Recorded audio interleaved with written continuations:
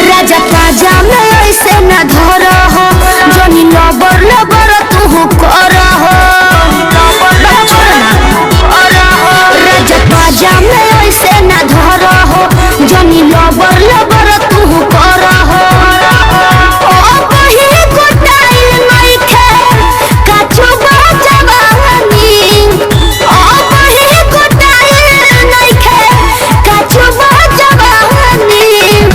कुछ दिन बहरे सूता डाल के पलानी बोलमो अभी लोही कहानी।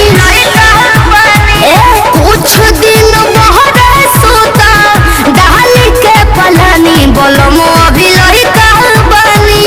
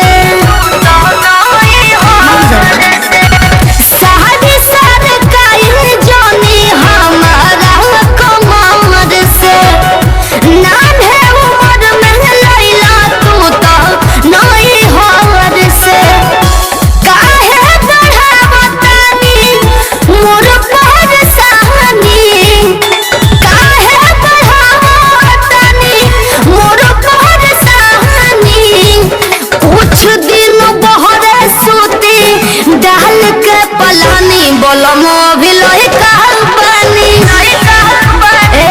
कुछ दिन बहरे सूती डाल के पलानी बोलमो भी लोही कहानी। हम लोग का वीडियो पसंद आए तो लाइक करो, शेयर करो, सब्सक्राइब करो, फैला दो आके नहीं सर। ये हम लोग के टीम मेंबर है, अभी दिल्ली से आए हैं। अब इनका वीडियो आपको बहुत जल्द से जल्द देखने को मिलेगा। ज्यादा नहीं, 1 वीडियो मिलेगा। आपका नाम? अंजलि। इनका नाम अंजलि चौहान, रमेश चौहान, राम गोपाल चौहान। भाई अपना प्यार और आशीर्वाद बनाए रखिए। हम लोग का वीडियो आपको बहुत जल्द से जल्द मिलेगा। इनका डांस वीडियो आएगा बहुत जल्द से जल्द, आपको हमारे चैनल पे देखने को मिलेगा।